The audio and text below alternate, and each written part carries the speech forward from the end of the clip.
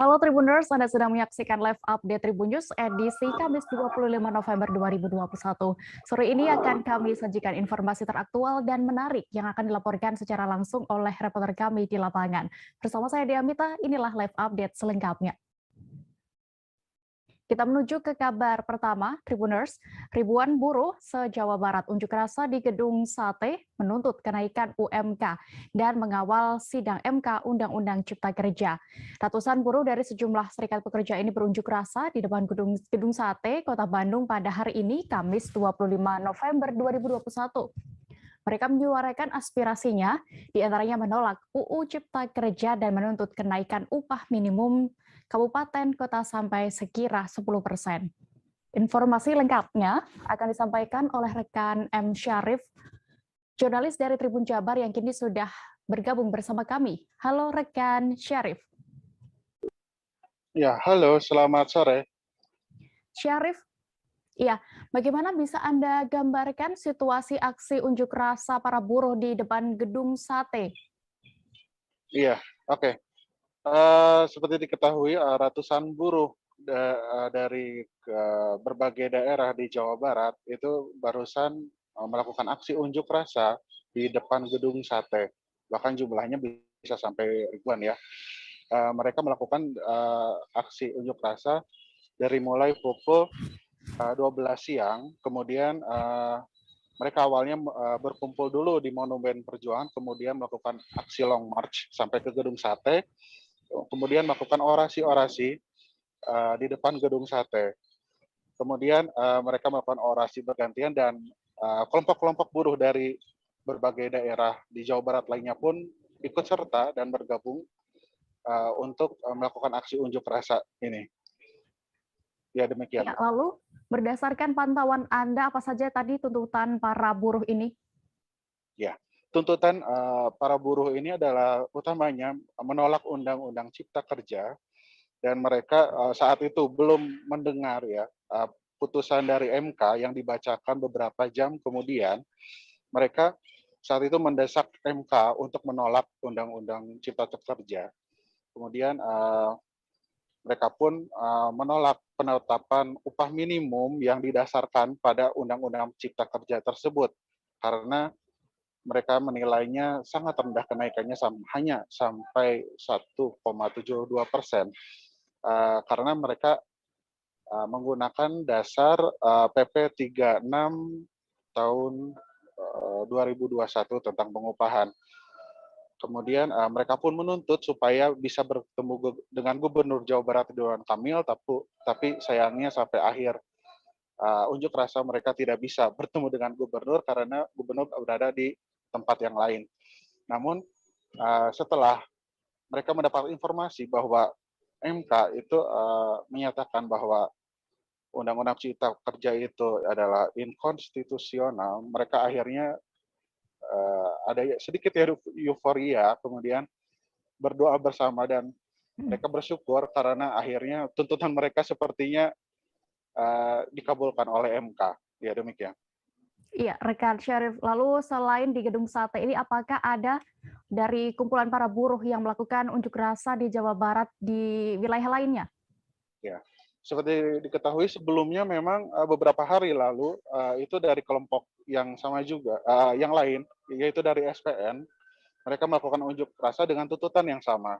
Kemudian beberapa waktu lalu juga ada unjuk rasa yang sama di beberapa kota dan kabupaten, namun hari ini yang paling besar itu ada di Kota Bandung, dan terakhir itu seperti yang dilaporkan rekan kami dari Cianjur pun dilakukan unjuk rasa dengan tuntutan yang sama sampai menutup jalan utama antara Bandung dengan Cianjur.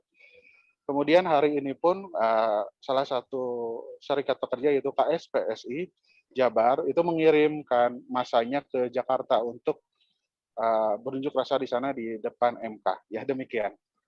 Baik, terima kasih rekan Syarif untuk laporan Anda langsung dari Jawa Barat. Selamat bertugas kembali.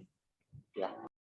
Kita beralih ke informasi berikutnya, Tribuners. Ribuan buruh yang bergabung dalam aliansi KSPI, KSPSI, SPSI pada hari ini Kamis 25 November 2021 menggelar aksi unjuk rasa di kawasan Patung Kuda, Jakarta Pusat.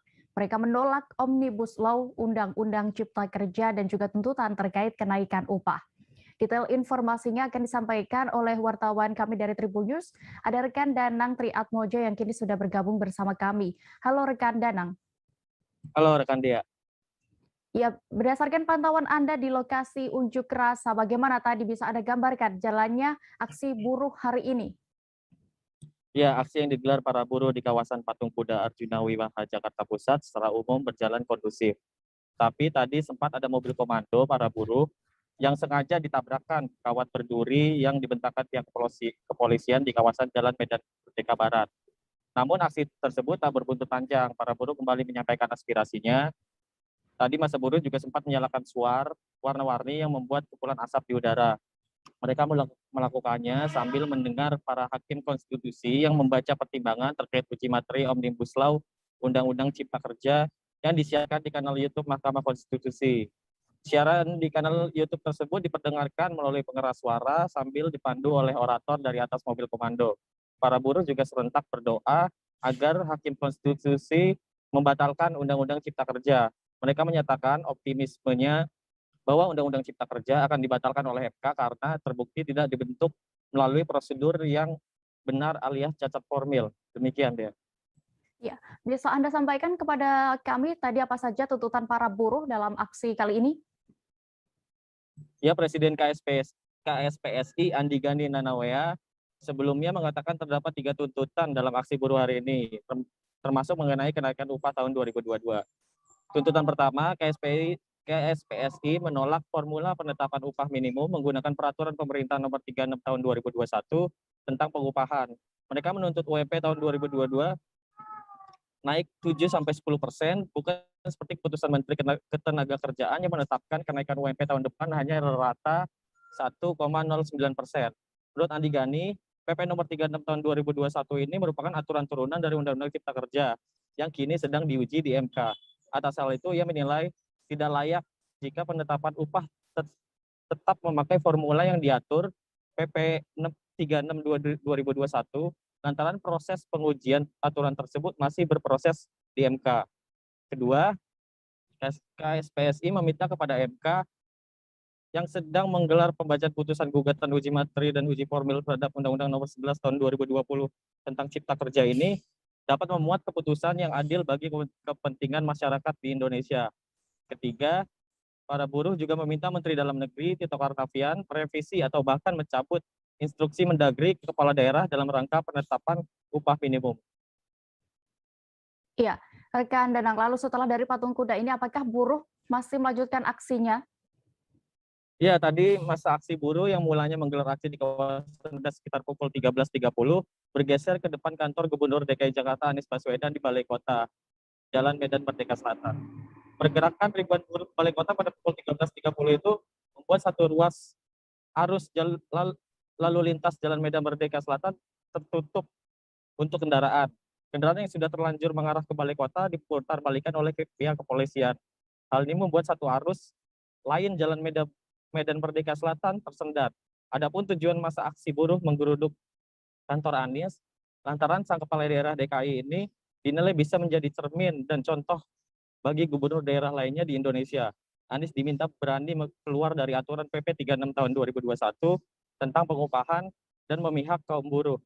Presiden KSPSI Said Iqbal tadi secara tegas memberi waktu kepada Anies selama 3 kali 24 jam untuk mengubah atau mencabut SK Gubernur tentang besaran kenaikan UMP tahun 2022 yang telah diterbitkan.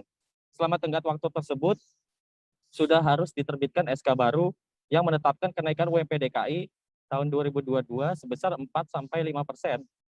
Bila dalam kurun waktu 3 kali 24 jam SK pengupahan DKI tak dicabut, para buruh bakal kembali menggelar aksi serupa di depan Balai Kota DKI.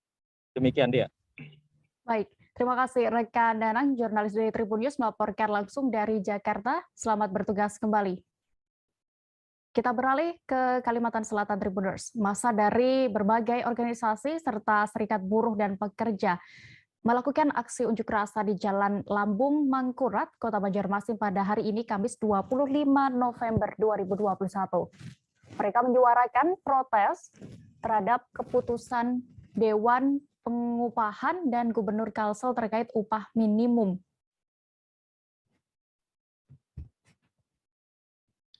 Maksud kami upah minimum Provinsi UMP Kalsel tahun 2022. Untuk mengetahui lebih detailnya sudah bergabung bersama kami rekan Ahmad Maudodi, jurnalis Banjarmasin Post yang akan menyampaikan laporan. Halo rekan Maudodi. Baik rekan Dea.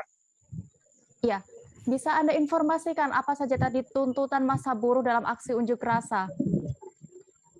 Baik, dapat kami kabarkan di Jalan Lambung Mangkurat Kota Banjarmasin ini buruh di Kalimantan Selatan yang tergabung di 3 organisasi dan serikat buruh menggelar aksi unjuk rasa sekitar pukul 10 WITA tadi siang. Ini mereka kembali menyuarakan terkait protesnya keputusan Gubernur dan Dewan Pengupahan Kalimantan Selatan yang sebelumnya menetapkan kenaikan UMP Kalimantan Selatan tahun 2022 ini hanya sebesar 1,01%.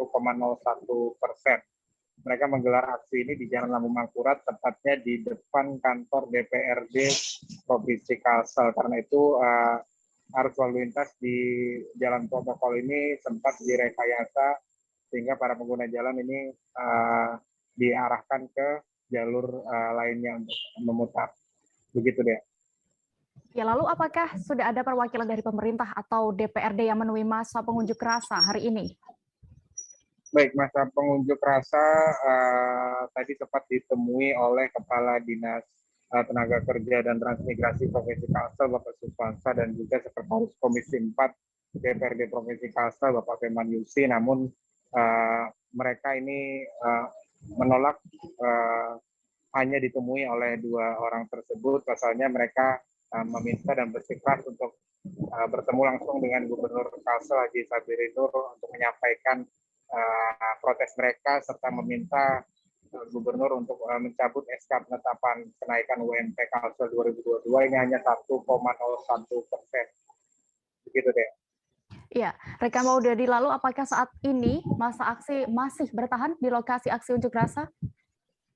Baik, dari pantauan kami tadi hingga kurang lebih pukul 16 WITA ini masih ada sebagian masa aksi yang bertahan meskipun mayoritas tadi sudah meninggalkan lokasi karena tadi sempat para perwakilan massa ini mengikuti audiensi dengan pejabat provinsi dan anggota DPRD. Ini mereka dijanjikan untuk dijadwalkan bertemu langsung dengan Gubernur dalam 1-2 hari ke depan, sehingga mayoritas dari masa pengunjuk rasa juga ditambah dengan hasil keputusan MK, mereka banyak yang sudah meninggalkan lokasi. Namun mereka tetap bersikeras agar Gubernur Kalsel ini memanfaatkan kewenangan otonomi daerahnya untuk bisa meningkatkan UMP, tidak hanya mengikuti alur yang ditetapkan pemerintah pusat. Demikian. Ya, baik. Tribuners, rekan Maudodi juga sudah sempat melakukan wawancara bersama Ketua Federasi Serikat Buruh Metal Indonesia Kalsel, ada Yuyun Indarto. Berikut kami tampilkan keterangan lengkapnya. Yang pasti 3 elemen kita, Aliansi Pekerja Buruh Banua, turun kembali, hanya satu tujuan, Gubernur harus hadir dan menganulir surat keputusannya tentang upah minimum. Bahwa itu sudah kita teriakkan 2 minggu atau 3 minggu yang lalu, ya tolonglah didengar. Karena apa? Jangan Dewan Pengupahan Provinsi dan bahkan Gubernur sendiri jadi stempelnya pusat. Gitu. Kita tidak menginginkan itu. Sama aja, nggak perlu ada kewenangan daerah kalau seperti itu.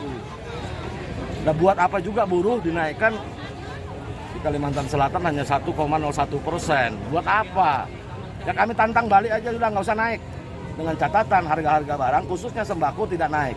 Berani nggak tantangan kami kaum buruh diterima oleh pemerintah ini? Kita beralih ke Papua.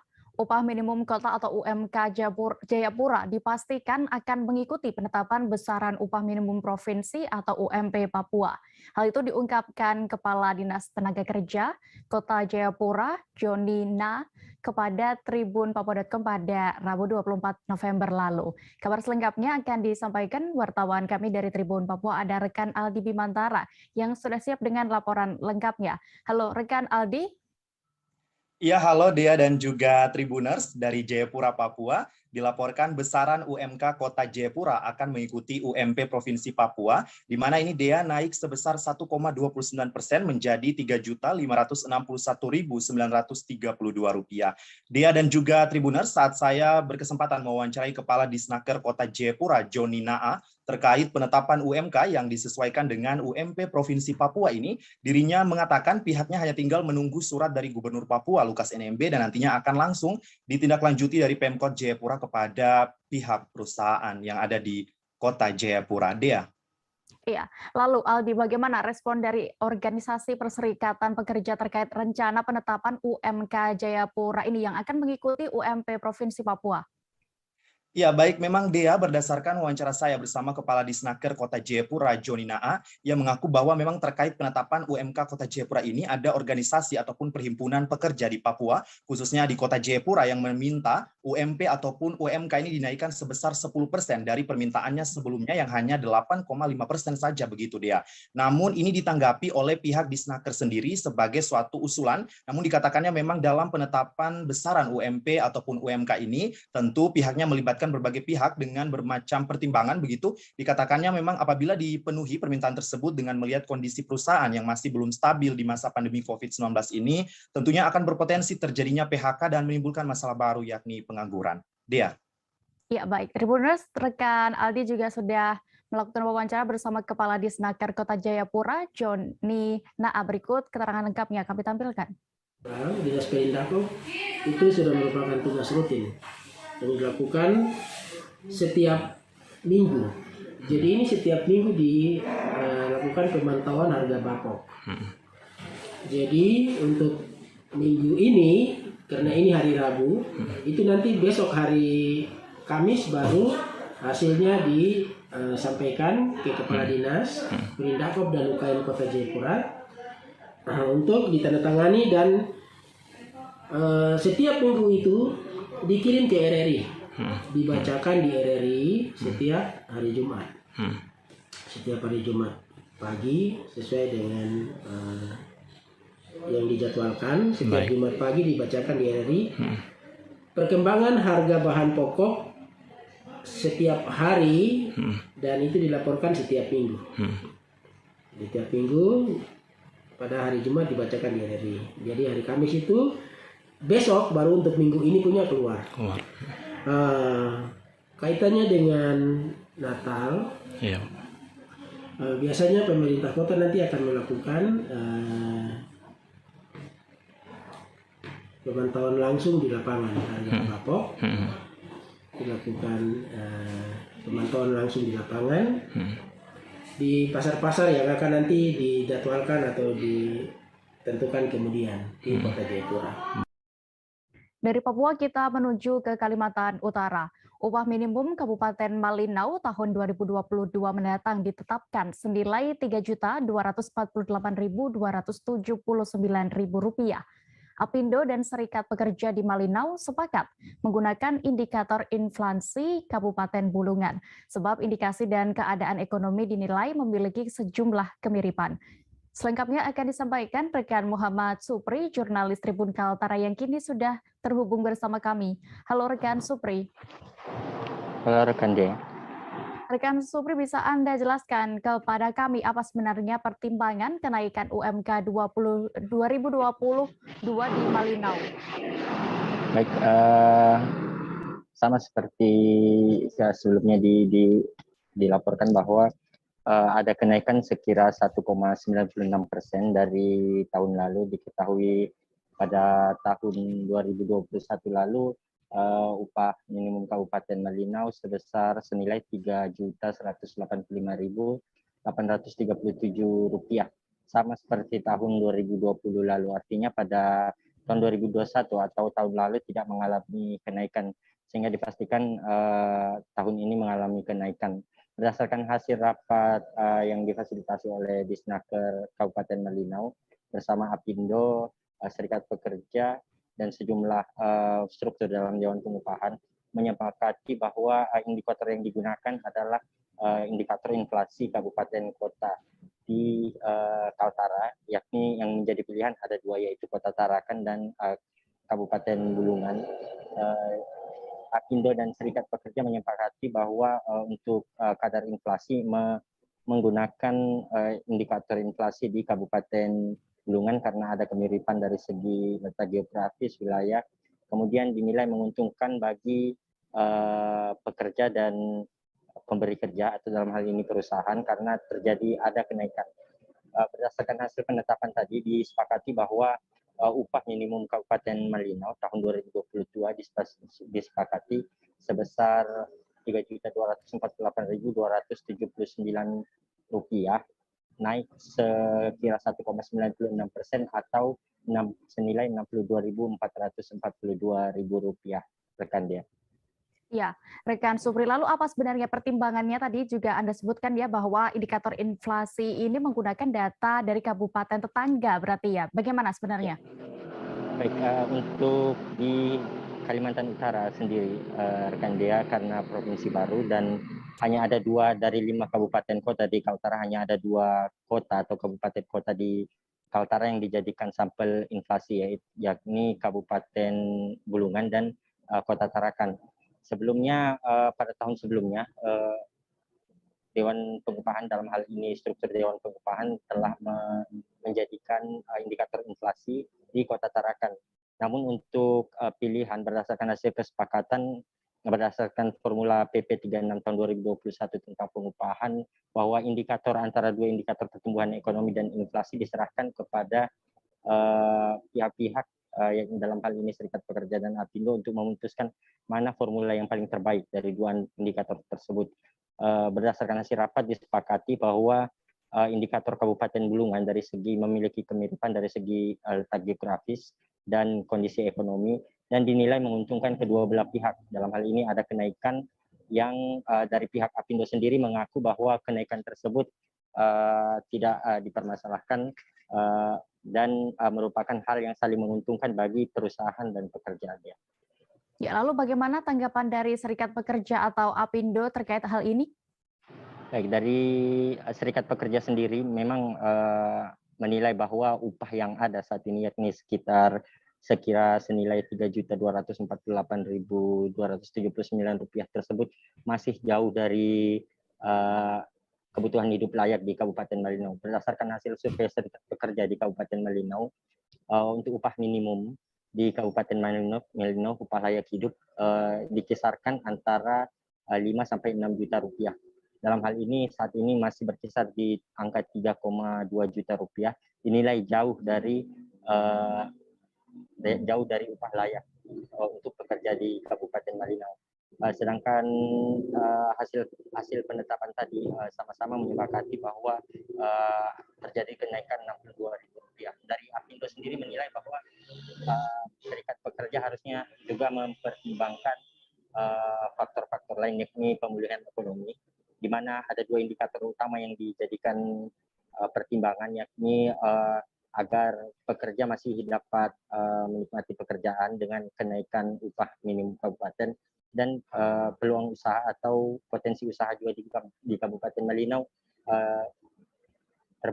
terbuka luas karena tidak membebani, upah minimum tidak membebani perusahaan dalam hal mengupah pekerjanya. Demikian dia. Ya, baik, terima kasih rekan Supri untuk laporan Anda langsung dari Malinau, Kalimantan Utara. Selamat bertugas kembali. Tribuners, kami akan jeda sejenak, tetaplah di Live Update. Oke, apa kabar Bang Arifki di sini untuk strateginya? Kalau saya sendiri di Jumip 37 ini yang semalam baru mulai, saya udah Sebenarnya aku nggak ngerasa itu penangkapan atau penggerebegan atau apapun itu. Karena gini loh, posisinya aku kriteria. Jadi kita mengenal disebut dengan stroke yang tidak berdarah dengan stroke yang berdarah.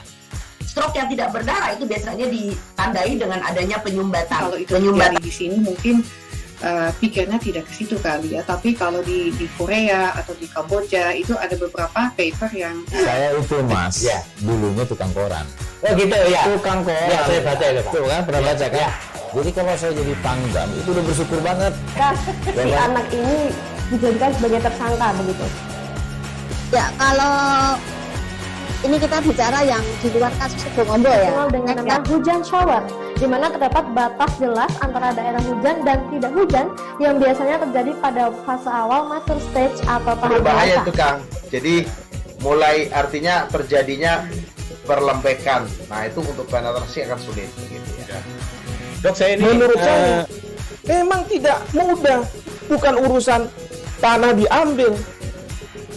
Kalau misalnya Amerika Serikat sekarang, Rasulullah mengatakan dalam sebuah hadis bahwa berpuasa di 6 hari Syawal itu. Oke, apa kabar Bang Arifki di sini untuk strateginya? Kalau saya sendiri di Jumip 37 ini yang semalam baru mulai, saya udah Sebenarnya aku nggak ngerasa itu penangkapan atau penggerebegan atau apapun itu. Karena gini loh, posisinya aku kriteria. Jadi kita mengenal disebut dengan stroke yang tidak berdarah dengan stroke yang berdarah. Stroke yang tidak berdarah itu biasanya ditandai dengan adanya penyumbatan. Kalau itu terjadi di sini mungkin pikirnya tidak ke situ kali ya. Tapi kalau di Korea atau di Kamboja itu ada beberapa paper yang saya itu mas, ya, dulunya tukang koran. Oh gitu ya. Tukang koran. Ya, saya baca itu Pak. Tuh kan pernah Ya. baca kan? Ya. Jadi kalau saya jadi pangdam itu udah bersyukur banget. Si anak ini dijadikan sebagai tersangka begitu. Ya, kalau ini kita bicara yang di luar kasus Bongombo ya. Dengan nama hujan shower, di mana terdapat batas jelas antara daerah hujan dan tidak hujan yang biasanya terjadi pada fase awal mature stage atau tahap berbahaya dewasa. itu Kang. Jadi mulai artinya terjadinya perlembekan. Nah itu untuk penetrasi akan sulit. Gitu ya. Dok, saya ini menurut saya memang tidak mudah, bukan urusan tanah diambil. Kalau misalnya Amerika Serikat sekarang, Rasulullah mengatakan dalam sebuah hadis bahwa berpuasa di 6 hari Syawal itu. Oke, apa kabar Bang Arifki di sini untuk strateginya? Kalau saya sendiri di Jumip 37 ini yang semalam baru mulai, saya udah Sebenarnya aku nggak ngerasa itu penangkapan atau penggerebegan atau apapun itu. Karena gini loh, posisinya aku kriteria. Jadi kita mengenal disebut dengan stroke yang tidak berdarah dengan stroke yang berdarah. Stroke yang tidak berdarah itu biasanya ditandai dengan adanya penyumbatan. Kalau itu terjadi di sini mungkin pikirnya tidak ke situ kali ya. Tapi kalau di Korea atau di Kamboja itu ada beberapa paper yang saya itu mas, ya, dulunya tukang koran. Oh gitu ya. Tukang koran. Ya, saya baca itu Pak. Tuh kan pernah baca kan? Ya. Jadi kalau saya jadi pangdam itu udah bersyukur banget. Si anak ini. Terima kasih Tribuners, Anda masih menyaksikan live update. Kita menuju ke informasi berikutnya.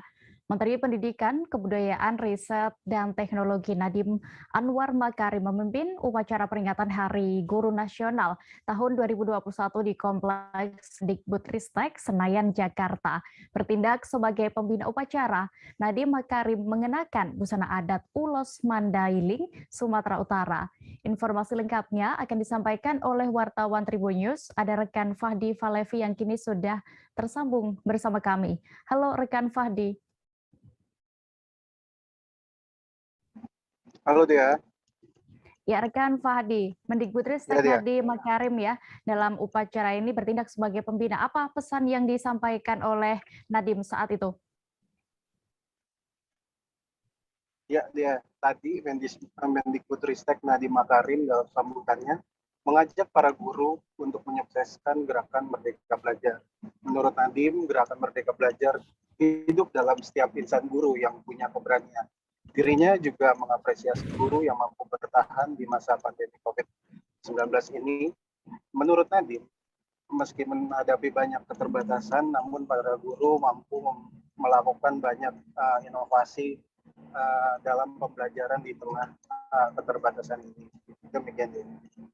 Ya, Fadil, lalu apa upaya Kemendikbudristek untuk memberikan kesejahteraan kepada guru?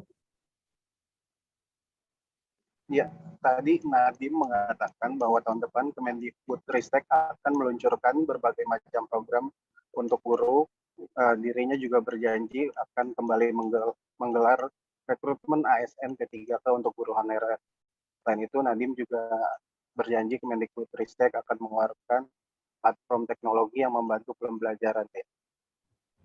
Iya, lalu tadi juga sempat mendapatkan informasi ya bahwa Nadiem sempat memberikan penghargaan Satya Lencana Kebudayaan. Siapa saja tokoh yang mendapatkan penghargaan tersebut saat upacara tadi? Ya, tadi ada 2 tokoh yang mendapatkan penghargaan Satya Lencana Kebudayaan. Yang pertama adalah budayawan Deddy Mulyadi. Kita tahu Deddy Mulyadi adalah politikus Partai Golkar. Dirinya dianggap berjasa karena di bidang kebudayaan karena berhasil menata pembangunan berbasis kearifan lokal melalui pembangunan Taman Air Mancur Sri Baduga Maharaja, lalu Balai Panyawangan di Orama Sunda, dan Indung Rahayu Wayang Nusantara. Kemudian yang kedua yang mendapatkan penghargaan adalah Raden Tani Wijayanata Kusuma karena berhasil mendirikan perguruan pencaksilat dan lingkungan seni Pajajaran. Demikian ya. Ya, baik, terima kasih rekan jurnalis Tribun News, Fahdi Falevi untuk laporan Anda. Selamat kembali bertugas. Kita beralih ke kabar berikutnya. Ribuan guru dari 20 wilayah kecamatan se-Kabupaten Banjar, Provinsi Kalimantan Selatan memperingati puncak Hari Ulang Tahun ke-76 Persatuan Guru Republik Indonesia atau PGRI dan Hari Guru Nasional 2021 di Stadion Demang Lehman, Jalan SMPN 3 Desa Indrasari, Kecamatan Martapura pada hari ini Kamis 25 November 2021. Dalam kesempatan ini, Bupati Banjar, Saidi Mansur Didaulat, menyerahkan plakat penghargaan dan uang pembinaan bagi para guru yang berdedikasi dalam dunia pendidikan. Detail informasinya akan disampaikan oleh rekan Muhtar Wahid, jurnalis Banjarmasin Post yang kini sudah bergabung bersama kami. Halo rekan Muhtar. Halo rekan Diamita. Iya, rekan Muhtar, silakan dari hasil pantauan Anda tadi bagaimana bisa Anda gambarkan situasi peringatan Hari Guru Nasional di Kabupaten Banjar? Baik rekan Diamita, kami menghadiri acara puncak peringatan HUT ke-76 Persatuan Guru Republik Indonesia di Kabupaten Banjar dan sekaligus Hari Guru Nasional 2021. Hadir Pak Bupati beserta istrinya, kemudian juga Wakil Bupati Banjar, Forum Koordinasi Pimpinan Daerah, ada Kapolres, kemudian Kasih Intel Kajari, kemudian ada juga perwakilan Dandim 1006 Banjar. Kemudian dihadiri ribuan guru, itu benar karena PGRI mendatangkan seluruh guru yang ada di 20 kecamatan se-Kabupaten Banjar duduk di tribun Stadion Demang Lehman. Nah, saat itu juga diserahkan sejumlah acara kegiatannya, maksud kami sebelum penyerahan plakat penghargaan bagi guru berdedikasi dan berintegrasi serta bertanggung jawab, ada potong nasi tumpeng yang dilakukan oleh Pak Bupati, diserahkan kepada Ketua PGRI Kabupaten Banjar, Zainal Arifin. Demikian. Iya. Lalu apa rencana pemerintah yang disampaikan saat upacara peringatan HUT PGRI ini, dan juga apakah perwakilan dari anggota PGRI juga sempat menyampaikan kehendak mereka, kehendak dari PGRI se-Kabupaten Banjar, rekan Muhtar? Baik rekan Dia, memang saat acara itu ada sambutan ya Ketua PGRI Kabupaten Banjar Pak Zainal Arifin. Beliau menyampaikan unek-unek ya para guru yang ingin tunjangan insentif daerah yang selama 10 tahun informasinya tidak pernah naik. Nah, tunjangan itu saben bulan dibayar Rp300.000 dari semua golongan. Nah, mereka menginginkan agar tunjangan daerah itu dinaikkan.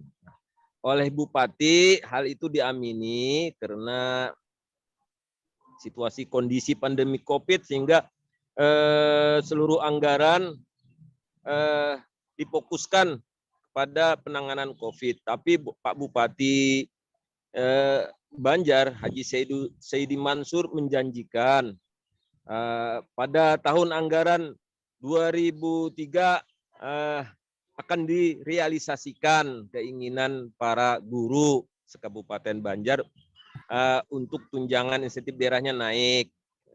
Kemudian juga Pak Bupati mengucapkan terima kasih setelah membacakan sambutan Menteri ya. Beliau menyampaikan terima kasih karena guru se-Kabupaten Banjar sudah berdedikasi dan integrasi mencerdaskan warga Kabupaten Banjar untuk mewujudkan Kabupaten Banjar maju, mandiri, dan agamis. Demikian Dea Mita.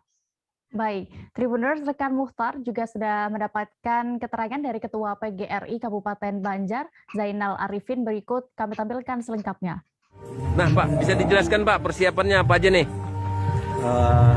Untuk persiapan PGRI Kabupaten Banjar sudah mengadakan beberapa kegiatan, diantaranya ada lomba-lomba yang diikuti oleh guru di Kabupaten Banjar.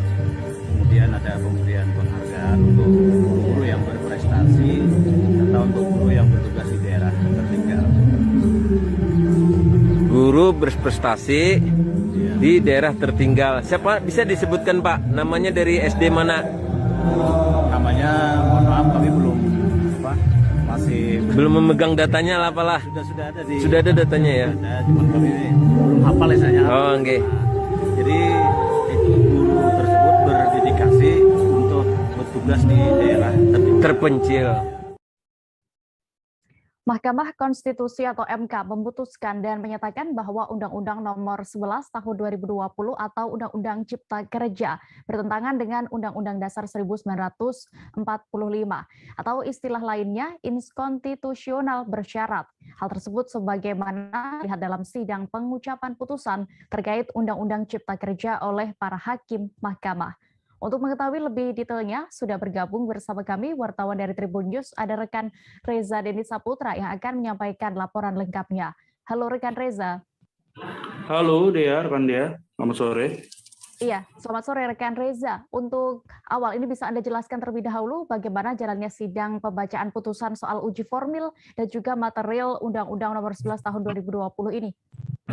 Baik Dea, benar sekali bahwa hari ini Mahkamah Konstitusi menggelar sidang pembacaan putusan terkait gugatan uji formil dan material soal Undang-Undang Nomor 11 Tahun 2020 atau Undang-Undang Cipta Kerja. Ya seperti diketahui bahwa sidang pembacaan putusan dilakukan pada pukul 10.45 dan pembacaan putusan dilakukan oleh Ketua Mahkamah Konstitusi merangkap sebagai anggota Mahkamah Konstitusi, hakim anggota Mahkamah Konstitusi Anwar Usman. Sebagaimana diketahui bahwa benar sekali bahwa Undang-Undang Cipta Kerja ini dinyatakan tidak konstitusional atau bertentangan dengan Undang-Undang Dasar 1945. Pertimbangannya yakni karena undang-undang ini pembentukannya tidak jelas apakah metode tersebut merupakan pembuatan undang-undang baru atau merupakan revisi. Terus kemudian Mahkamah juga menilai bahwa undang-undang ini tidak memegang asas keterbukaan kepada publik. Karena menurut pasal 96 ayat 4 Undang-Undang 19 tahun 2011, akses terhadap undang-undang itu diharuskan untuk memudahkan masyarakat memberikan masukan secara lisan dan tertulis. Demikian dikatakan oleh Hakim Mahkamah Konstitusi.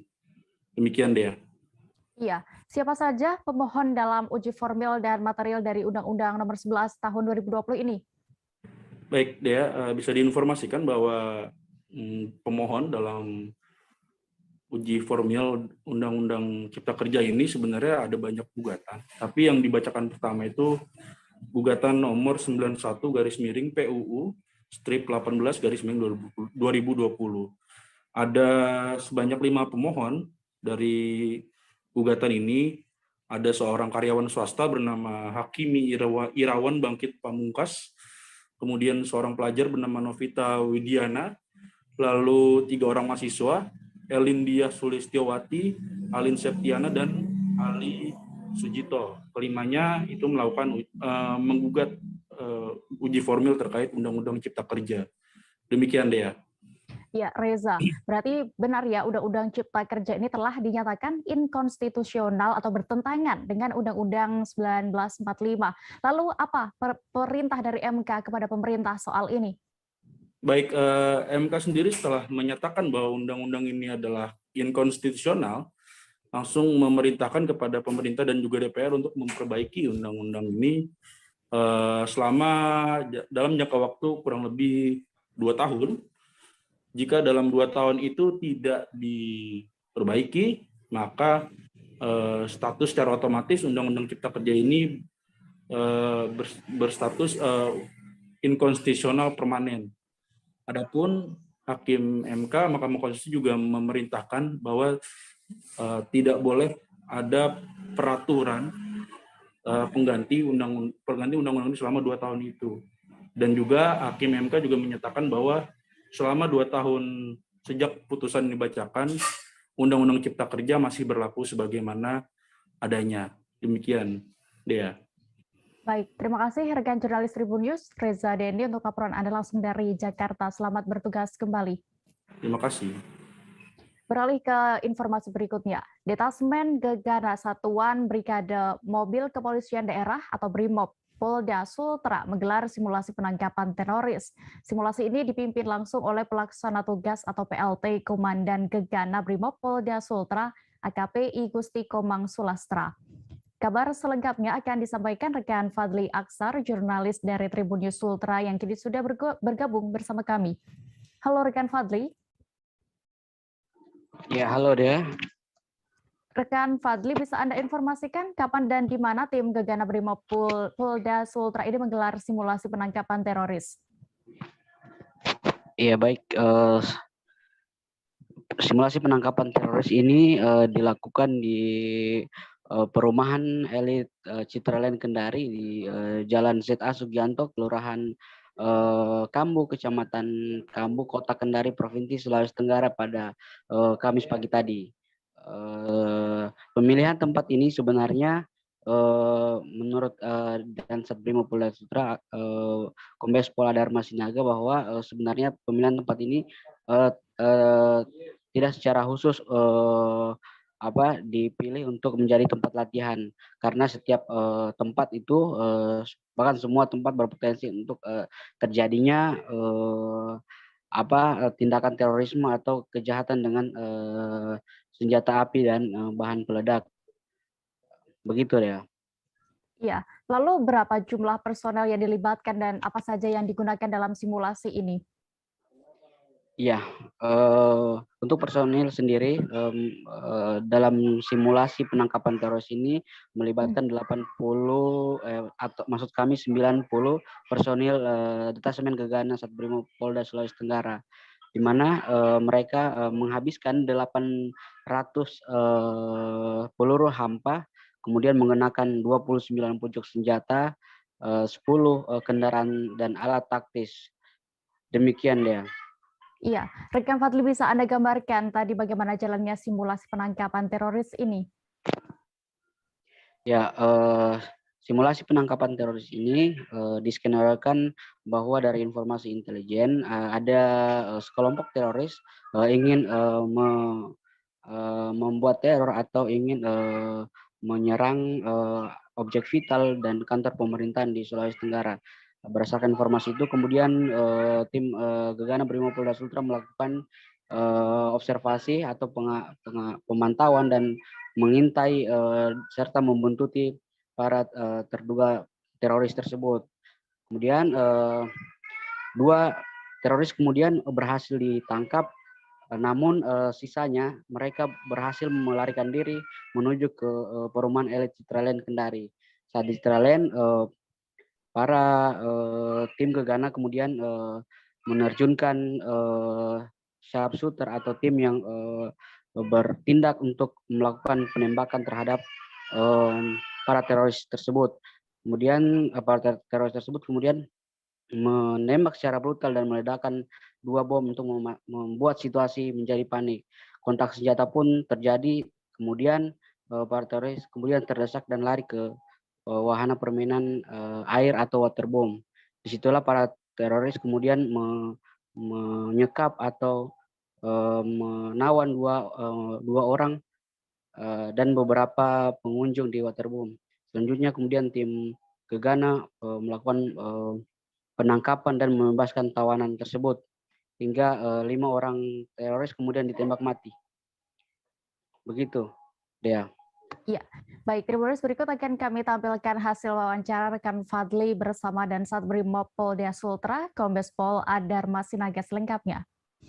Gegana melaksanakan latihan yang rutin dilaksanakan setiap bulan untuk memberikan kemampuan, pengetahuan dan koordinasi antar unit untuk melakukan sebuah penanganan terhadap suatu tindakan serangan teroris maupun pelaku kejahatan yang menggunakan senjata api dan peledak. Kenapa kita pilih tempat ini? Memang semua tempat bisa memiliki potensi. Kita menilainya untuk beberapa tempat yang mungkin saja satu peristiwa penyerangan terjadi. Apakah bagian ini, kegiatan ini juga merupakan simulasi untuk menjelang Natal dan Tahun Baru, Pak, tahun ini? Ya, ini karena kegiatan rutin, semua waktu bisa menjadi satu potensi terhadap satu kejadian serangan, sehingga setiap saat bisa kita siapkan kapanpun atau apabila dibutuhkan. Kenapa memilih tempat ini, Pak, Citraland ini? Sekali lagi tempat ini dipilih, semua tempat berpotensi terjadinya penyerangan, sehingga tidak ada satu tempat khusus, tapi semua tempat latihan bisa kita coba untuk simulasikan di mana kita membangun atau membuat para prajurit terampil menghadapi di setiap situasi. Jumlah personilnya, Pak, yang terlibat dalam latihan ini? 90 personil. Nanti teknisnya seperti apa, kemudian? Ya. Nanti teknis penanganannya seperti apa ini? Penanganannya skenario-nya adalah adanya penyerangan yang diduga informasi yang kuat bahwa penyerangan itu menggunakan senjata api dan bahan peledak. Tribuners, kami akan kembali sesaat lagi dengan kabar pilihan lainnya. Tetaplah di Live Update. Oke, apa kabar Bang Arifki di sini untuk strateginya? Kalau saya sendiri di Jumip 37 ini yang semalam baru mulai, apa yang saya udah sebenarnya aku nggak ngerasa itu penangkapan atau penggerebegan atau apapun itu, karena gini loh, posisinya aku kriteria. Jadi kita mengenal disebut dengan stroke yang tidak berdarah dengan stroke yang berdarah. Stroke yang tidak berdarah itu biasanya ditandai dengan adanya penyumbatan. Kalau itu terjadi di sini mungkin pikirnya tidak ke situ kali ya, tapi kalau di Korea atau di Kamboja itu ada beberapa paper yang saya itu Mas, ya, dulunya tukang koran. Oh gitu ya. Tukang koran. Ya, saya baca itu, Pak. Tuh kan pernah baca kan? Ya. Jadi kalau saya jadi tanggam itu udah bersyukur banget. Si anak ini dijadikan sebagai tersangka begitu. Ya, kalau ini kita bicara yang di luar kasus Sebongombo ya. Dengan nama hujan shower, di mana terdapat batas jelas antara daerah hujan dan tidak hujan yang biasanya terjadi pada fase awal mature stage atau tahap berbahaya dewasa. itu Kang. Jadi mulai artinya terjadinya perlembekan. Nah itu untuk penetrasi akan sulit. Gitu ya. Dok, saya ini menurut saya memang tidak mudah. Bukan urusan tanah diambil. Kalau misalnya Amerika Serikat sekarang, Rasulullah mengatakan dalam sebuah hadis bahwa berpuasa di 6 hari Syawal itu.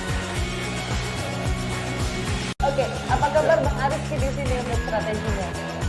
Kalau saya sendiri di Jumip 37 ini yang semalam baru mulai, Apa yang saya dirasakan udah Kak Fernita? Sebenarnya aku nggak ngerasa itu penangkapan atau penggerebegan atau apapun itu. Karena gini loh, posisinya aku Kriteria. Jadi kita mengenal disebut dengan stroke yang tidak berdarah dengan stroke yang berdarah. Stroke yang tidak berdarah itu Dari di sini mungkin pikirnya tidak ke situ kali ya, tapi kalau di Korea atau di Kamboja itu ada beberapa paper yang Saya itu Mas, dulunya tukang koran. Oh gitu ya. Tukang koran. Ya, saya baca itu Pak. Tuh kan, pernah baca kan? Jadi kalau saya jadi Pangdam, itu udah bersyukur banget. Si anak ini dijadikan sebagai tersangka begitu. Ya, kalau ini kita bicara yang di luar kasus Sebongombo ya. Dikenal dengan nama hujan shower, di mana terdapat batas jelas antara daerah hujan dan tidak hujan yang biasanya terjadi pada fase awal mature stage atau tahap Berbahaya dewasa. itu Kang.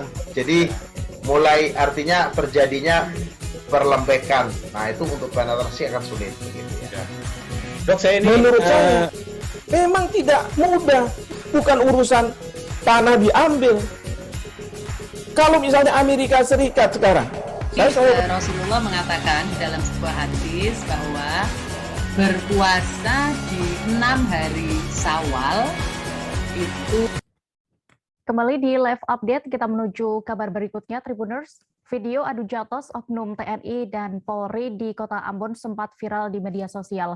Kejadian itu terjadi di pos lalu lintas Mutiara, kawasan Desa Batu Merah, Kecamatan Sirimau. Untuk menyelesaikan perseteruan yang sempat terjadi itu, ketiganya pun dipertemukan. Selengkapnya akan disampaikan rekan Alvin Risanto, jurnalis Tribun Ambon yang kini sudah terhubung bersama kami. Halo rekan Alvin. Halo rekan Dea. Halo Tribuners.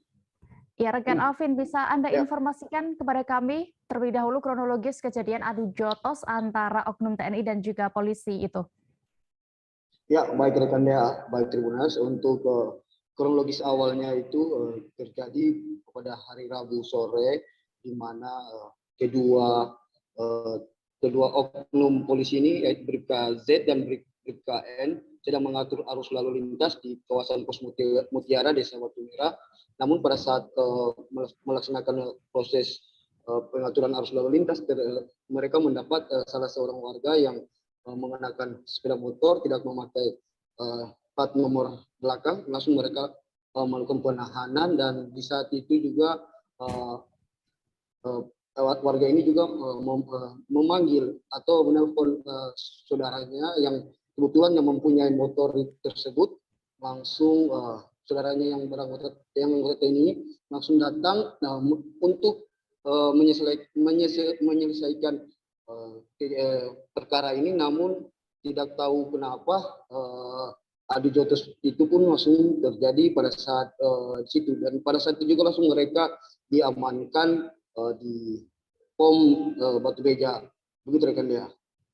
Ya, lalu kabarnya ketiga oknum yang terlibat perseteruan ini sudah dipertemukan ya. Apakah saat dipertemukan itu kasus tersebut sudah diselesaikan juga? Ya, untuk memang pada saat pertemuan ini, pada saat mereka aksi mereka viral, langsung diangkat oleh komandan mereka, dipanggil ke POM di Batu Meja. Mereka langsung dipertemukan di sana, dimediasi, dicari duduk permasalahannya seperti apa. Terus pada saat setelah hampir 3 jam dimediasi di sana, sekitar pukul 9:30 barulah mereka dikeluarkan untuk saling bermaafan di depan awak media. Dan proses pemaafan itu juga langsung ditemani oleh petinggi pejabat TNI Polri, di mana di situ ada Danpom, dan juga ada Kabid Humas Polda Maluku, dan juga ada Kadif Propam Polda Maluku, dan juga di situ ada Kapendam dari Patibura sendiri. Dan proses pemaafan pun terjadi di situ. Dan untuk tetapi untuk proses penindakan kepada mereka tetap dijalankan di kesatuan masing-masing. Begitu rekan Dea. Iya, berarti rekan Alvin saat ini mereka sudah berdamai, namun tetap ada ya nanti hukuman untuk oknum TNI dan juga polisi yang sempat terlibat baku hantam tersebut. Ya, memang sudah berdamai saat ini, sudah tidak ada lagi masalah antara TNI dengan Polri. Dan pada saat tadi sempat saya wawancara kepada Pangdam Patimura Ambon bahwa beliau menyatakan bahwa hari ini proses untuk Bribka BL sedang dilangsungkan pemeriksaan terkait masalah ini di pos militer di POM Patimura Ambon. Dan juga Polda juga menyempatkan bahwa kedua anggota ini juga sudah sedang diperiksa di Propam Polresta Pulau Ambon. Dan untuk lebih lanjut lagi, kalau misalnya ada yang salah akan nanti diproses sesuai hukum dari kepolisian atau militer sendiri. Begitu rekan ya. Baik, dan Tribuners berikut akan kami tampilkan hasil wawancara rekan Alvin bersama Pangdam 16 Patimura Maijen Bambang Ismawan dan juga Kapolda Maluku Irjen Pol Refdi Andris lengkapnya. Nah, yang pertama dengan kejadian itu tentu kita bisa menyesalkan kejadian itulah. Bisa kita menyesalkan kenapa itu terjadi. Tetapi juga ada hikmah di balik sesuatu. Ya kan, artinya kita bisa belajar karena bagaimanapun pengalaman adalah guru yang terbaik. Kemudian bagaimana kita bertekad dengan terjadinya hal yang demikian, tidak terjadi lagi hal serupa di kemudian hari. Jadi yakin bahwa yang disampaikan Kapolri betul. Jadi kita akan pendisiplinan pada anggota kita. Jadi supaya tidak terjadi lagi. Bahwa kita adalah, saya dengan Pak Kapolda itu ya kakak saya. Kita bersaudara, begitu juga yang di lapangan. Jadi tidak boleh ada lagi terjadi mungkin kasus-kasus seperti yang kemarin sore. Halo. Pemuda 21 tahun bernama Diki Firmansyah, warga Kelurahan Talang Aman, Kecamatan Kemuning, Palembang, diamankan anggota pidana khusus Satreskrim Polrestabes Palembang. Pasalnya, ia nekat menyebarkan video syur mantan kekasihnya sendiri. Informasi lengkapnya akan disampaikan rekan wartawan Sri Polku, ada Andika Wijaya yang kini sudah tersambung bersama kami. Halo rekan Andika. Halo rekan Dea. Ya rekan Andika, apakah benar ada seorang pemuda di Kota Palembang ini yang nekat menyebarkan video syur mantan kekasihnya sendiri? Jadi benar, pemuda itu adalah Diki. Dirinya nekat ingin menyebarkan video mantan kekasihnya yakni AP. Ini lantaran mereka yang udah lama berpacaran selama 4 tahun, hubungannya pun putus. Dan saat pelaku Diki ingin melanjutkan hubungannya kembali, korban AP pun tak mau lagi, begitu kan Dea. Ya, lalu bagaimana pelaku ini akan menyebarkan video syur apa ya kekasihnya itu? Berarti pelaku belum sempat menyebarkan atau bagaimana? Pelaku pun baru mengancam video itu selama mereka berpacaran selama 4 tahun. Mereka pun kedua kekasih ini sempat melakukan hubungan terlarang layaknya suami istri. Dan saat hubungan itu terjadi, diam-diam pelaku Diki merekam video syur tersebut. Oleh pelaku Diki yang masih menyimpan rasa sayang kepada AP pun nekat mengancam AP jika AP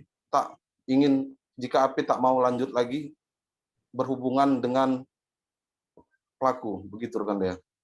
Iya, lalu rekan Andika, bagaimana akhirnya pelaku bisa ditangkap dan juga apakah sudah ada pasal hukuman yang menjerat pelaku ini? Pelaku pun berhasil ditangkap lantaran korban usai diancam oleh pelaku melaporkan laporan tersebut ke Polrestabes Palembang. Lalu oleh unit Pitsus Polresta Palembang langsung ditindaklanjuti dan pelaku pun berhasil ditangkap saat berada di rumahnya. Dan atas ulahnya pelaku terancam pasal 27 ayat 1 dan pasal 30 ayat 1 tentang Undang-Undang nomor 19 tahun 2016 tentang informasi dan transaksi elektronik. Begitu rekan Dea. Baik, Tribuners, rekan Andika juga sudah sempat mendapatkan keterangan dari Kasatreskrim Polrestabes Palembang Kompol Tri Wahyudi terkait kasus ini. Berikut kami tampilkan selengkapnya. Ditangkap di mana, Bang? Di depan stis. Di mana? Di depan stis Ipol. Kau sehari-hari apa? Gawe? Kuliah? Nganggur. Nganggur? Iya. Cewek kau nih? Gawe. Gawe. Ngapa kau sebar? Dia nak tanggung jawab. Tanggung jawab. Ngapa dia nak putus?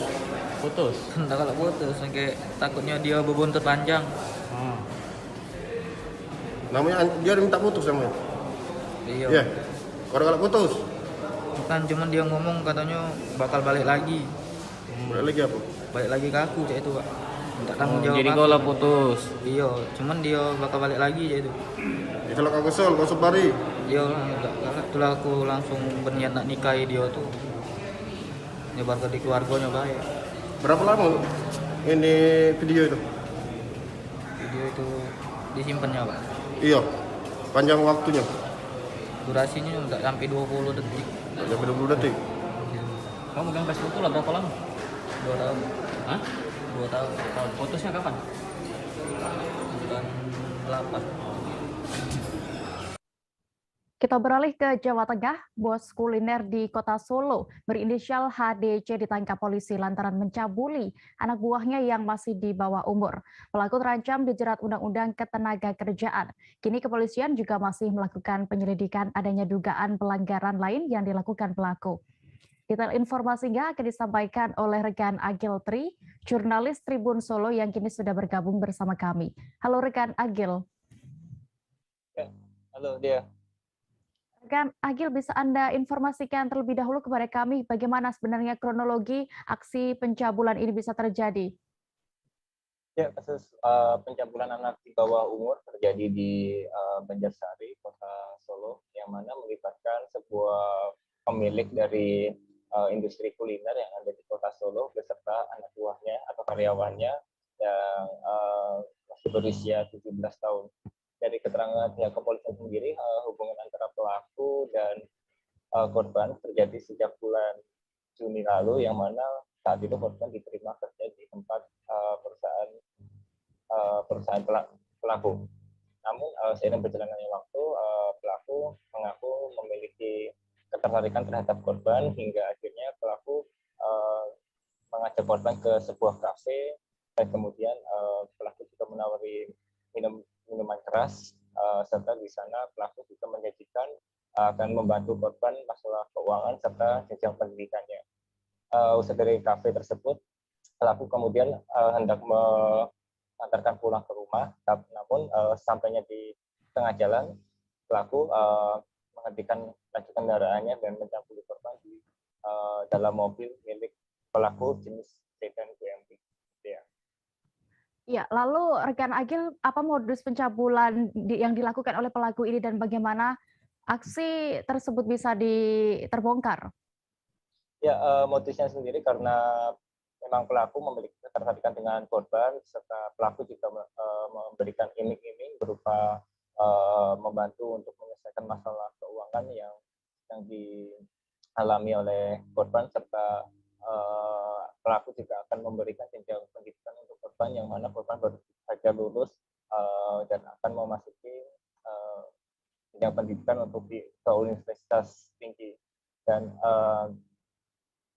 pelaku sendiri juga memberikan minuman keras untuk korban yang mana ini juga menjadi masalah lain, atau polisi juga memberikan pasal yang lain kepada pelaku karena memberikan atau membiarkan anak di bawah umur mengkonsumsi minuman keras. Ya.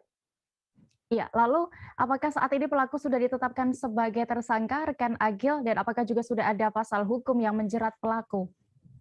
Ya, bahwasanya kasus ini terkuak dari korban yang melaporkan ke orang tuanya, lalu orang tua korban mendatangi Polresta Surakarta untuk datang untuk melapor, dan dari hasil pemeriksaan pihak kepolisian, pihak kepolisian langsung mengamankan pelaku berinisial HDC, warga Banjarsari, Kota Solo. Dan dari keterangan Kapolresta Solo, Kombes Pol Adi Sapri juga bahwasanya saat ini pelaku terancam 3 pasal, yaitu pasal 81, pasal 82, dan maupun pasal 89 dengan ancaman masing-masing pasal maksimal 10 tahun dan maksud kami maksimal 15 tahun dan denda paling banyak 5 miliar rupiah. Selain itu pihak kepolisian juga tengah mengembangkan kasus ini terkait dengan pelaku mempekerjakan anak di bawah umur. Ya, baik. Tribuners, berikut akan kami tampilkan keterangan dari Kapolresta Solo, Kombes Pol Ade Safri Simanjuntak terkait hal ini yang sudah berhasil didapatkan oleh rekan Agil selengkapnya.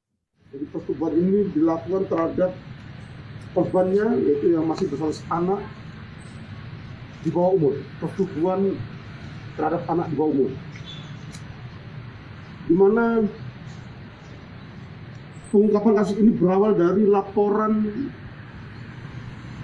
yang dilayangkan oleh orang tua korban ke Polresta Surakarta melalui SPKT terkait dengan dugaan tindak pidana pencabulan dan atau persetubuhan dengan anak di bawah umur, termasuk dengan sengaja menempatkan, membiarkan, melibatkan, menyuruh melibatkan anak dalam penyalahgunaan alkohol atau zat aktif lainnya. Jadi kejadian dimulai pada hari Sabtu, tanggal 18 September 2021, sekira pukul 22.30 WIB di salah satu resto atau kafe di Kota Surakarta, Kecamatan Ngawen, Kota Surakarta, di mana tersangka menawarkan diri untuk mengantarkan korbannya ini untuk pulang ke rumahnya. Kemudian mampir ke salah satu kafe atau resto yang tuju. Dari situlah kemudian tersangka dengan janji untuk mengatasi masalah keuangan korban, termasuk terkait dengan sekolah. Kemudian tersangka menawarkan minum-minuman keras terhadap korbannya. Seorang bocah 10 tahun ditemukan tewas dalam karung di Kabupaten Bandung, Jawa Barat. Korban ternyata diperkosa dan dibunuh oleh seorang pelajar SMA yang merupakan tetangga korban. Pelaku juga sempat ikut mencari korban bersama warga. Setelah kondisi tenang, ia pun melarikan diri. Untuk mengetahui lebih detailnya sudah bergabung bersama kami rekan wartawan dari Tribun Jabar, ada Lutfi Ahmad Mauludin yang akan menyampaikan laporan lengkapnya. Halo rekan Lutfi. Ya rekan Dea. Rekan Lutfi, bagaimana kronologis kejadian ini bisa terjadi? Kronologis kejadian ini terjadi di saat korban yang berusia 10 tahun pamit kepada orang tuanya untuk mengaji di sebelum maghrib, tepatnya sekitar pukul 6 sore, yang biasanya pulang sekitar pukul 7 malam, namun saat ditunggu-tunggu anaknya tak kunjung datang, maka orang tua tersebut mencarinya ke tempat pengajian dan ternyata tak ada, lalu berinisiatif mencari kepada temannya, ternyata tak ada, lalu diumumkan dan warga berbondong-bondong mencarinya, namun saat ketemu ternyata bocah tersebut dalam keadaan tak bernyawa dan jasadnya masuk dalam karung. Iya. Lalu rekan Lutfi, apa sebenarnya motif yang melatar belakangi pelajar SMA ini ya pelakunya melakukan aksi bejat itu? Ya, ini masih duduk di bangku kelas 2 SMA dan masih di bawah umur. Motif pelaku melakukan hal tersebut karena seringnya nonton video porno dan akhirnya pelaku itu mengambil ataupun melakukan hal tersebut kepada bocah yang berusia 10 tahun dan merupakan tetangganya itu. Iya, lalu Lutfi, saat ini berarti pelaku sudah berhasil diamankan ya? Apakah juga sudah diketahui modus pelaku ini melakukan aksi sadis itu? Ya, untuk pelaku ini sudah diamankan dan modus pelaku dalam melakukan aksinya, ia membawa sebuah lakban yang berada di rumahnya dan lampu merah, lalu memanggil korban dan membawa korban ke tempat tempat kejadian perkara di satu gubuk. Dan di sana pelaku melakukan aksinya mulai dari pencabulan hingga pembunuhan. Iya, baik. Terima kasih rekan jurnalis Tribun Jabar, Lutfi Ahmad, dan tadi juga sudah sempat mendapatkan keterangan dari Kapolres Bandung. Berikut kami tampilkan selengkapnya. Juga sehingga diumumkan dicari. Kemudian ditemukan tidak jauh dari lokasi rumah korban dalam kondisi sudah meninggal, di dalam karung dengan kondisi di mulut dilakban dan tangan dilakban, serta ada luka pada jidat dan kening, luka akibat benda tubuh sesuai dengan hasil otopsinya. Kemudian pada alat kelaminnya juga ditemukan ada sperma. Dari sana kita melakukan olah TKP, memeriksa saksi dan mengumpulkan barang bukti sehingga dapat kami simpulkan ada pelaku yang melakukan ini di sekitar tempat tersebut.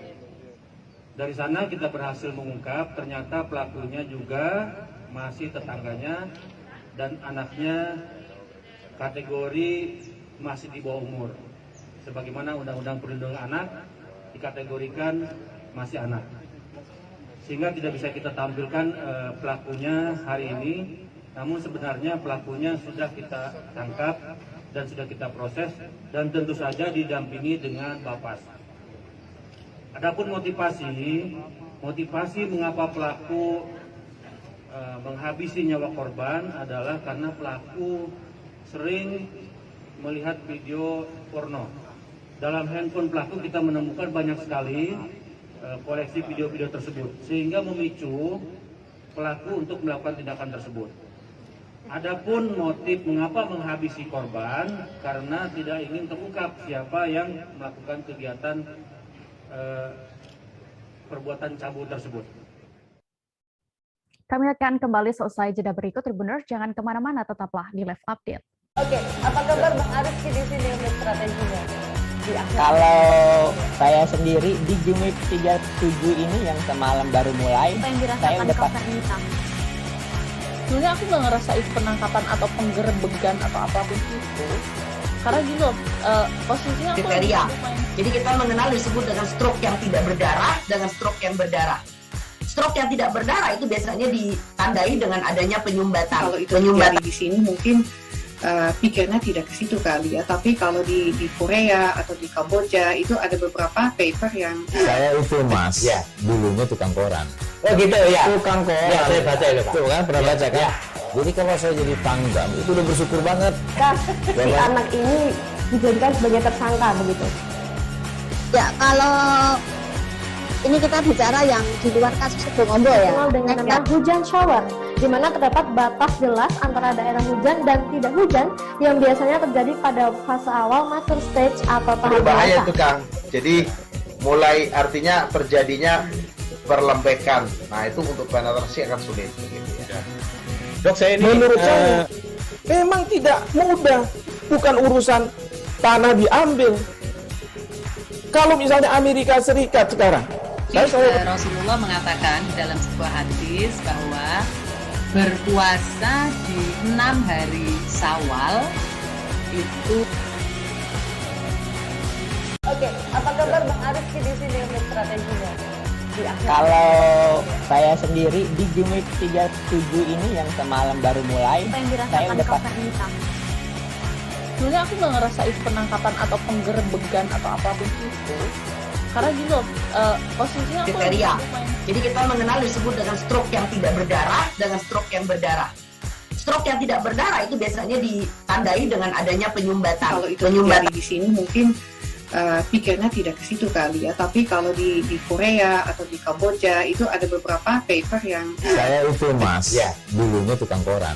Oh gitu ya. Tukang koran. Ya, saya baca itu Pak. Tuh kan pernah baca kan? Ya.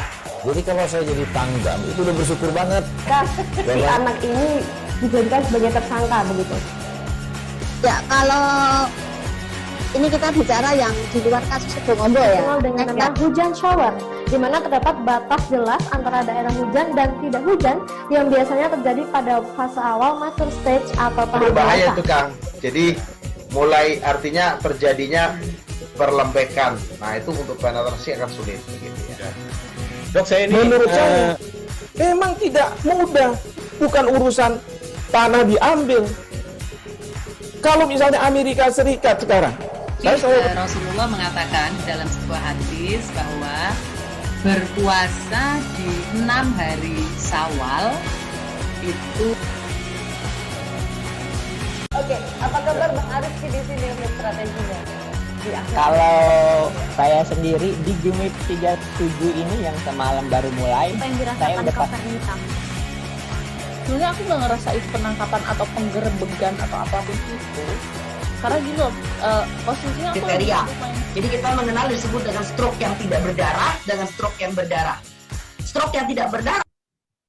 Terima kasih Tribuners, Anda masih menyaksikan live update. Kita menuju kabar berikutnya dari Bali. Satpol PP Kota Denpasar menggelar sidak masker di sejumlah jalan di Kelurahan Padang Sambian, Denpasar.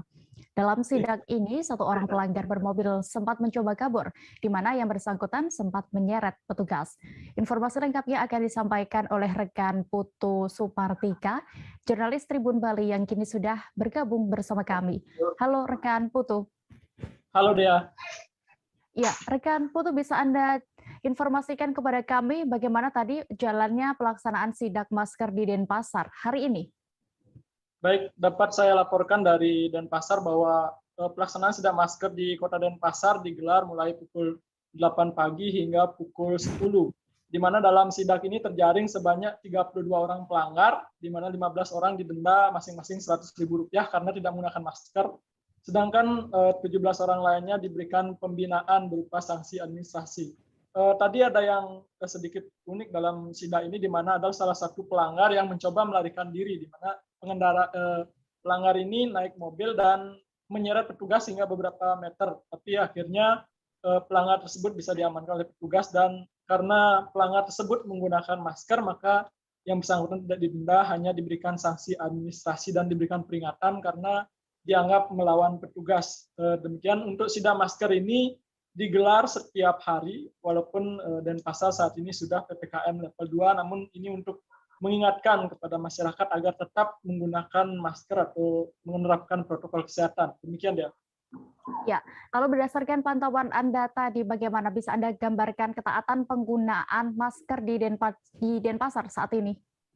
Oke, dapat saya laporkan bahwa penggunaan ketaatan masyarakat dalam menggunakan masker belakangan ini mulai kendor. Hal ini dikarenakan terjadinya penurunan level PPKM dari kemarin sempat level 4, jadi level 3, kemudian menjadi level 2, dan masyarakat menurut Kasatpol PP Kota Denpasar di Gedianem Sayoga bahwa masyarakat mulai lengah dan mulai mengatakan bahwa mereka sudah divaksin, terus mereka hanya pergi dengan jarak yang dekat sehingga mereka seakan-akan mengabaikan protokol kesehatan ini sendiri. Bahkan sempat beberapa hari yang lalu pelanggar masker di Kota Denpasar hanya dalam waktu 2 jam mencapai 54 orang, dan belakangan pelanggar masker berkisar antara 30-an orang.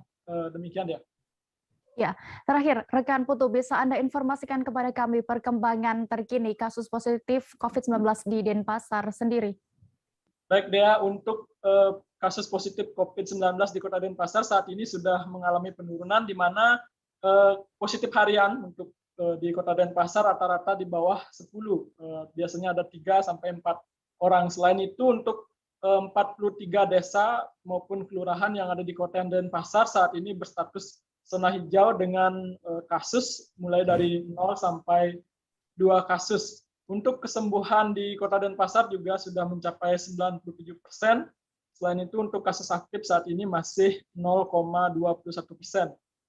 Sehingga untuk bor COVID yang ada di RSUP Sanglah yang khusus untuk Kota Denpasar saat ini nihil atau tidak merawat pasien, hanya saja pasien yang positif COVID-19 saat ini ditempatkan di rumah singgah dengan bornya yang juga cukup rendah, hanya 20%-an.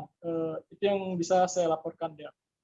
Baik, terima kasih rekan Putu Supartika untuk laporan Anda langsung dari Denpasar, Bali. Selamat bertugas kembali. Kita beralih ke informasi berikutnya. Air bercampur lumpur merendam ratusan rumah penduduk 3 desa di Kecamatan Bua, Kabupaten Luwu, Sulawesi Selatan. Sejumlah warga memilih meninggalkan rumah mereka untuk mengungsi. Mereka takut dengan air bah yang dapat memicu terjadinya banjir bandang. Kabar selengkapnya akan disampaikan rekan Calik Mawardi, wartawan dari Tribun Timur yang kini sudah bergabung bersama kami. Halo rekan Calik. Halo Dea. Rekan Calik, bisa Anda informasikan apa sebenarnya penyebab dari banjir ini terjadi?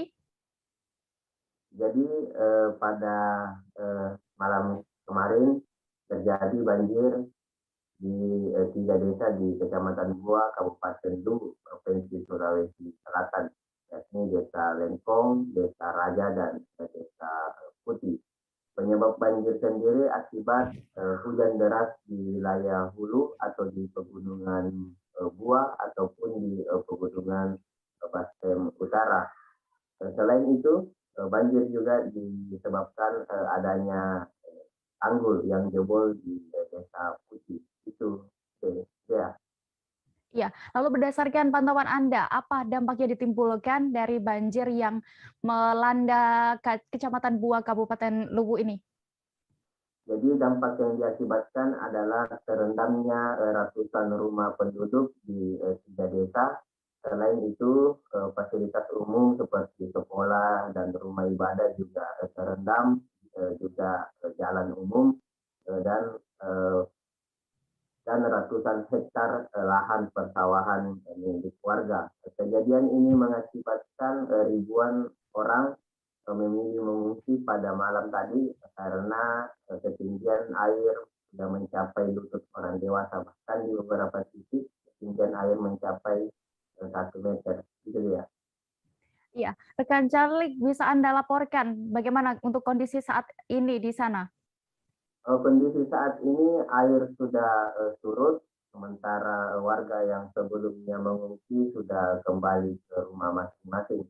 Dan pada siang tadi, dari pantauan saya, sebagian besar warga yang rumahnya terendam melakukan pembersihan, membersihkan rumah mereka, kemudian menjemur perabot seperti kursi maupun tempat tidur.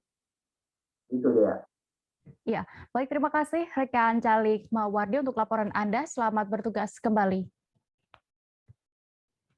Kita beralih ke informasi berikutnya. Sosok Praiselia Rebecca Dalensang STP atau akrab disapa Prai belakangan ini menjadi viral di dunia maya dan juga di masyarakat Kelurahan Wangurer Timur, Kota Bitung, Sulawesi Utara. Hal ini lantaran Lurah Prai tercatat sebagai lurah termuda di antaranya 69 lurah di Bitung dan juga seprovinsi Sulut, bahkan hingga Indonesia. Detail informasinya akan disampaikan oleh wartawan kami dari Tribun Timur, ada rekan Christian Wayongkere yang siap dengan informasi lengkapnya. Halo rekan Christian.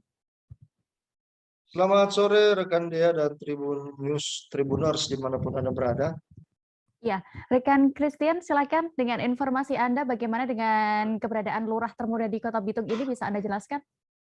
Ya, jadi ternyata di Kota Bitung memiliki seorang aparatur sipil negara yang dipercayakan menjadi pelaksana tugas Lurah Wangurer Timur, Kecamatan Malidir, Kota Bitung, Sulawesi Utara, bernama Praiselia Rebecca Dalensang, SSTP, jebolan Institut Pemerintahan Dalam Negeri IPDN yang lulus pada tahun 2019, rekan Dea.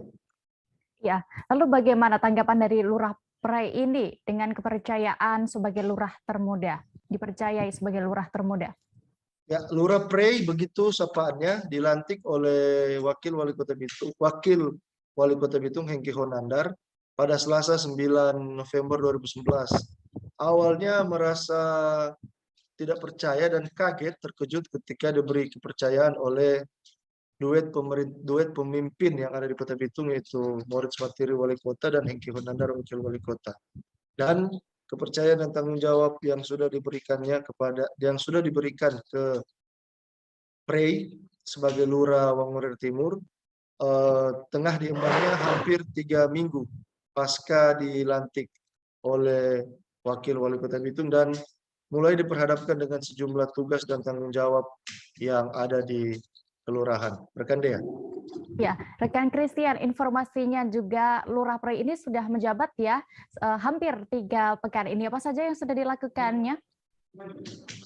Jadi dari wawancara eksklusif kami dengan lurah termuda di Kota Bitung maupun Sulawesi Utara, bahkan terinformasi di Indonesia, nanti kami akan cross check apakah memang termuda se-Indonesia untuk jabatan lurah, sudah melaksanakan sejumlah tugas, di mana 2 hari setelah mengemban tugas tersebut, dia sudah turun ke masyarakat menghadiri kegiatan-kegiatan kemasyarakatan baik suka maupun duka, dan direspon dengan sangat antusias oleh masyarakat karena sebagai lurah termuda dan juga perempuan yang memiliki wajah yang cantik dan bermasyarakat ini langsung direspon dengan antusias oleh masyarakat, dibuktikan dengan meminta foto bersama maupun membantu dalam setiap tugas tanggung jawab setiap hari, dan juga saat ini diperhadapkan dengan menunggu hasil penilaian lomba tertib administrasi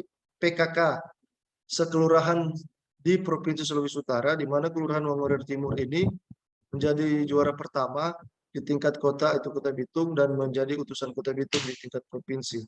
Dan juga di kesempatan wawancara dengan Tribun Manado, Lurah Prei juga akan fokus terhadap program pemerintah pusat yaitu vaksinasi COVID-19. Rekan Dea. Baik, Tribuners, rekan Christian juga sudah melakukan wawancara bersama Lurah Wangurer Timur, Priscilia Rebecca Delensing. Berikut keterangan lengkapnya kami tampilkan untuk Anda. Baik, pertama kali saya ditempatkan di sini, saya dipercayakan, saya sangat bersyukur mendapat kepercayaan dari Pak Wali Kota dan Pak Wakil Wali Kota yang mempercayakan saya menempati Kelurahan Wangurer Timur sebagai pelaksana tugas. Walaupun umur saya masih muda dan banyak lagi senior-senior saya dalam birokrat yang mungkin lebih berpengalaman, namun kepercayaan ini sungguh sangat berharga dan saya akan berusaha memaksimalkan tugas dan tanggung jawab saya sebagai pelaksana tugas lurah di tempat ini. Pertama kali saya terjun langsung ke masyarakat, waktu itu hari kedua setelah saya dilantik, waktu itu ada acara, ada duka di dekat kantor lurah juga. Saya mengunjungi, saya hadir turut mengikuti setiap kegiatan tersebut dan saya disambut dengan hangat oleh masyarakat di tempat itu sampai saya diajak foto-foto, antusias terhadap lurah di tempat itu sungguh tidak bisa saya dapatkan di tempat lain, di jabatan lain mungkin, namun hanya saya dapatkan di sementara saya menjabat sebagai PLT Lurah. Saya sangat senang, saya disambut dengan baik di tempat itu. Ya, jadi ini kita masih menunggu penilaian, kita masih menunggu pengumuman untuk pemenang lomba tertib administrasi PKK Kelurahan se-Provinsi Sulawesi Utara, karena waktu beberapa saat yang lalu kelurahan kami mendapat juara 1 di tingkat kota dan mewakili diutus dari Bitung mewakili untuk di tingkat provinsi, dan kita masih sama-sama menunggu untuk hasil yang rencana. Informasi tadi sekaligus menutup perjumpaan kita dalam live update petang ini. Tribuners, lantaran masih di tengah pandemi, kami tidak lelahnya kembali selalu mengingatkan Anda untuk menerapkan protokol kesehatan dimanapun berada. Dan jangan lupa Tribuners untuk saksikan live update esok hari di seluruh kanal YouTube Tribun Network. Saya Diamita beserta kru yang bertugas pamit. Terima kasih dan sampai jumpa. Jangan lupa like, subscribe, dan share ya.